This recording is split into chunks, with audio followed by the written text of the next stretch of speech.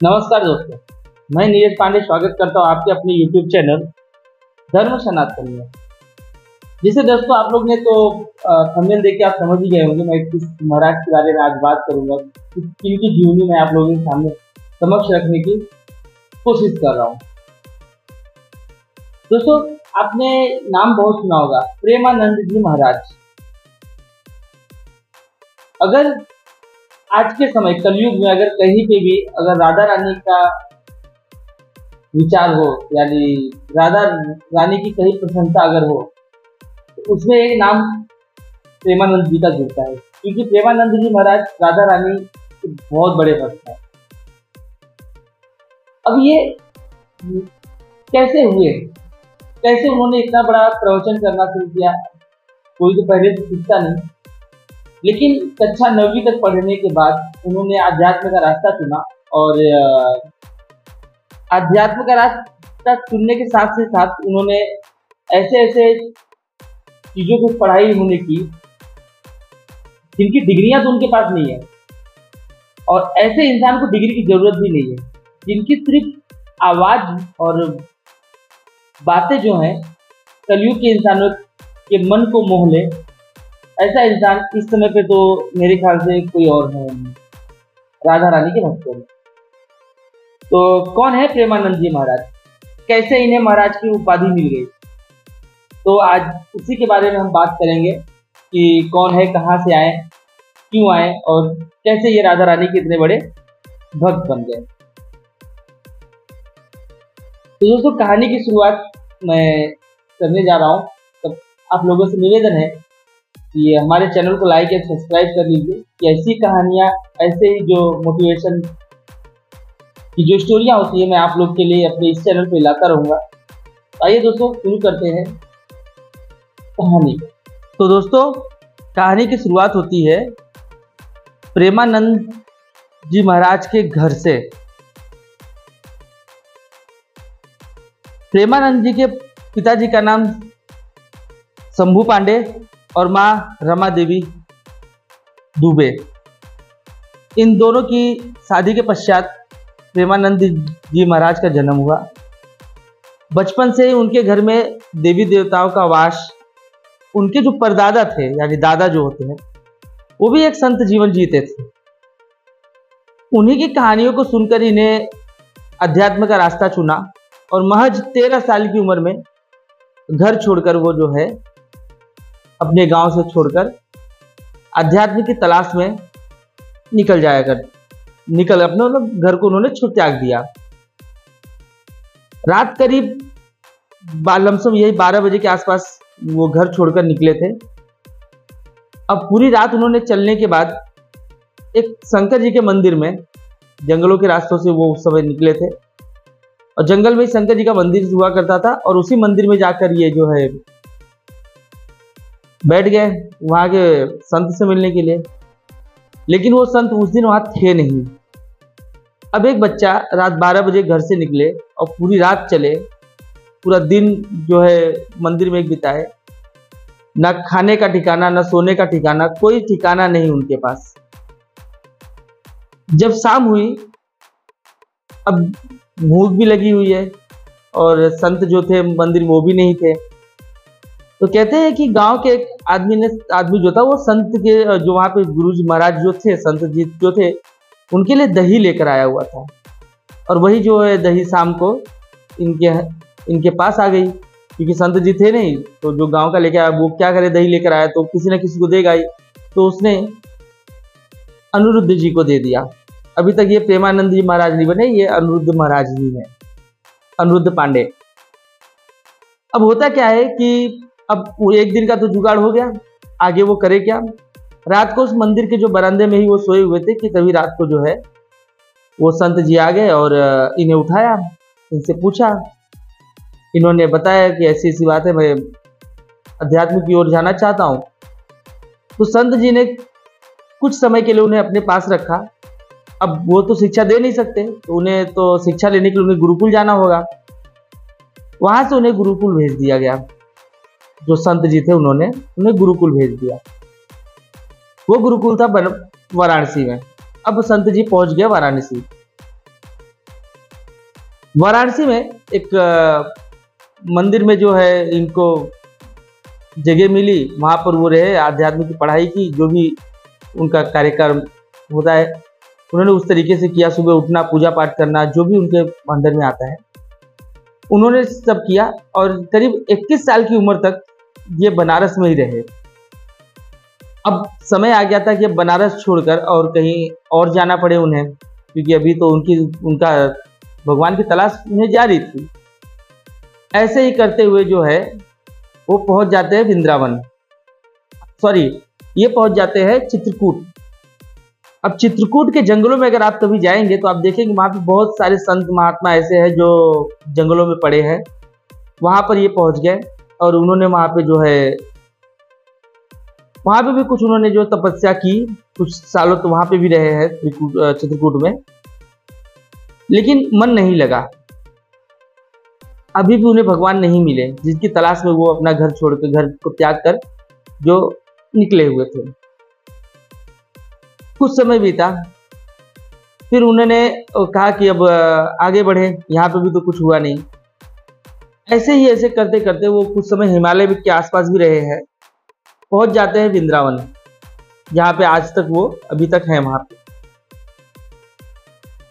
अब वहां पे क्या होता है, वृंदावन से एक आश्रम में पहुंचे वहां पे, और आश्रम में ही रहना, इनका जो भी होता है पूजा पाठ वगैरह सब करना शुरू किया उन्होंने। आश्रम में इनकी तबीयत खराब हो गई। जब इनकी तबीयत खराब हुई तो डॉक्टर के पास ले जाया गया। डॉक्टर ने इन्हें देखा और कहा कि अब ये ज्यादा से ज्यादा 2 साल 3 साल और जीवित रहेंगे, इससे ज्यादा ये जीवित नहीं रहेंगे।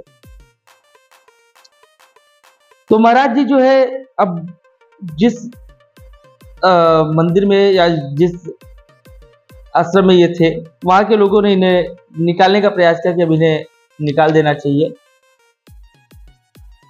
वहां से भी उन्हें जो है हटा दिया गया। महाराज जी ने प्रण लिया कि ठीक है, अब मुझे अगर ऐसी परिस्थितियों में अगर आपने हमें हटाया है तो हमें कुछ करना है।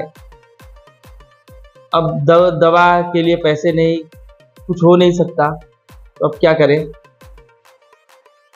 महाराज जी कहते हैं कि मुझे सिर्फ एक ही बात याद थी कि जब मैं घर छोड़कर मैं निकला था, मेरे पिताजी मुझे मेरी तलाश में मुझे ढूंढते हुए, एक बार मेरी और मेरे पिताजी की मुलाकात हुई थी। उस समय पे पिताजी ने कहा था कि कभी भी गलत मत करना, सत्यता की राह पे चलना, बाकी सब ऊपर वाले की मर्जी पे छोड़ देना, तुम्हारा कभी बुरा नहीं होगा। पिताजी की वो बातें याद आई और उन्होंने अपनी दोनों किडनियों का जो नाम राधा रख दिया। अब उन्होंने जब नाम रख दिया तो तब उसके बाद की कहानी आप लोग जानते हैं। वृंदावन में जब वो अब जो अपना सत्संग करते हैं, रात्रि में जो उनका घूमने का परिक्रमा का काम होता है, वो सब इस तरीके से करते हैं और आज भी वो कर रहे हैं। डॉक्टर ने कहा था कि 5 साल जीवित रहेंगे, लेकिन ऐसा नहीं हुआ।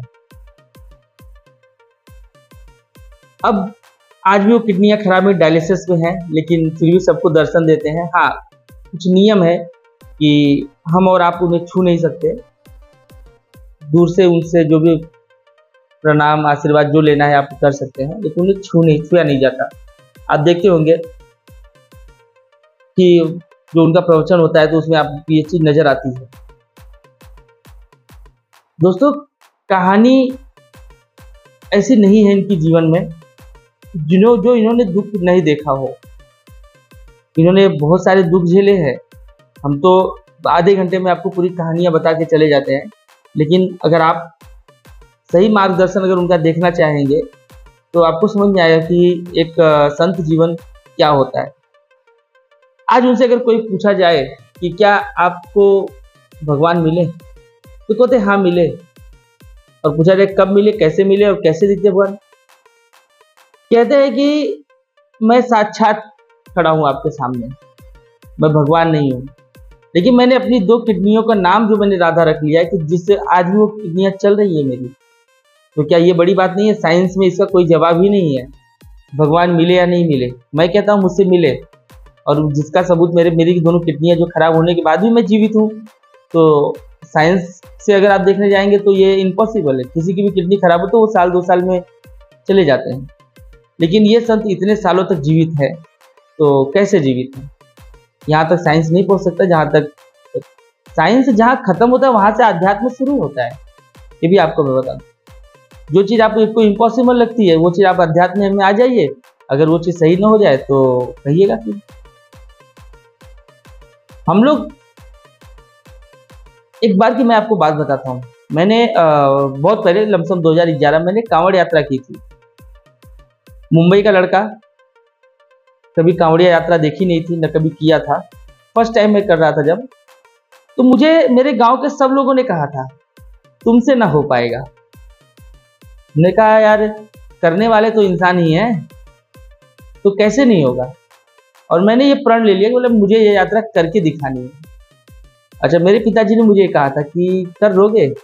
हमने कहा देखा जाएगा, भगवान है, नहीं कर सकता तो आधे रास्ते छोड़ सकता हूँ, लेकिन कोशिश तो पूरी रहेगी, करूँ। आप मानोगे नहीं, मैंने अपने मन में एक गलत विचार नहीं लाया था, और मैंने जब उस यात्रा को शुरू की, जिस यात्रा को सबने 1 हफ्ता लगाया था, उस यात्रा को मैंने तीसरे दिन कंप्लीट की, और तीसरे दिन ही शाम तक मैं अपने घर पहुंच पाया था। फिर भी घर के लोगों ने मुझे, गांव के लोगों ने कहा कि ये मुझे लगता है ये आधे रास्ते में यात्रा छोड़कर चले आया है। तो कहने के लिए बहुत कुछ है, लेकिन नहीं, हमने ये गलतियां नहीं की थी। हमने वहाँ पे हमने अपना टिकट जो था वो हम लेकर अपने साथ आए थे, हमने फोटो जो खिंचवाया था वहाँ पे वो अपने साथ में लाए थे। हम तो लाए थे इसलिए कि याद रहे हमारे पास कि हाँ हमने कभी ये यात्रा की थी, लेकिन बाद में वो चीज़ सबूत के तौर पे मुझे सबके सामने पेश करना पड़ा कि देखो ये बनारस है, यहाँ पे मैंने दर्शन किया था, ये दशाश्वमेध घाट से मैंने जल स्नान किया था, पंडित जी से जलाभिषेक करवाया था, यहाँ पे दर्शन किया था, ये रहा मेरा टिकट ट्रेन से आने का, मैंने वो सब दिखाया, तो सबको विश्वास किया हाँ ये लोग पहुँचे थे। तो दोस्तों, जब तक आप किसी चीज़ का सबूत न दें तब तक ये चीज़ें नहीं होती हैं। तो ये थी प्रेमानंद महाराज की जीवन की कहानी, जिनके दादा संत, जिनकी कहानियां सुनकर उन्होंने अध्यात्म का रास्ता चुना और करते हुए आज जो है यहाँ तक पहुँचे, सारी दुनिया उनकी दीवानी है। हाँ, पढ़ाई लिखाई और डिग्री से कुछ नहीं होता दोस्तों, जीवन का जो संघर्ष है ना वही आपको आगे ले जाता है। मैंने ऐसे ऐसे लोग भी देखे जिन्होंने पढ़ाई नहीं की लेकिन वो अरबपति हैं, करोड़पति हैं। तो दोस्तों यही थी आज की कहानी। अगली कहानी की जो फरमाइश है वो धीरज जी ने की है, तो जल्दी आपको कहानी में लेकर आने की कोशिश कर रहा हूँ। कुछ दिनों में कहानी आ जाएंगी। अभी जो मैं कहानियाँ जो वो रोचक से बढ़ी इसलिए नहीं है क्योंकि ये सिंपल सादे जीवन जीने वाले लोग जो होते हैं, इनके जीवन में कोई कठिनाइयाँ तो बहुत आती हैं, लेकिन कुछ दुख और कुछ दर्द के साथ ही अपने जीवन को ऐसे ही निर्वाह करते रहते हैं। और एक समय ऐसा आता है कि पूरी दुनिया उनकी दीवानी होती है। आप देख सकते हैं, चाहे रिंकू राजपूत हों, चाहे बड़े बड़े आर्मी के रिटायर्ड फौजी हों, आज उनके सब सेवा करते हैं, उनका आशीर्वाद लेना चाहते हैं। संध्या आरती के समय जब जाए, नवविवाहित जोड़े जो उनके सामने खड़े रहते हैं, अच्छे अच्छे लोग, बड़े बड़े डॉक्टर, IPS और अधिकारी जो होते हैं वो उनके सामने खड़े उनसे मिलने के लिए तरसते हैं। ये होती है दोस्तों की जीवन के संघर्ष की गाथा। तो ये थी मेरी कहानी प्रेमानंद जी महाराज के ऊपर।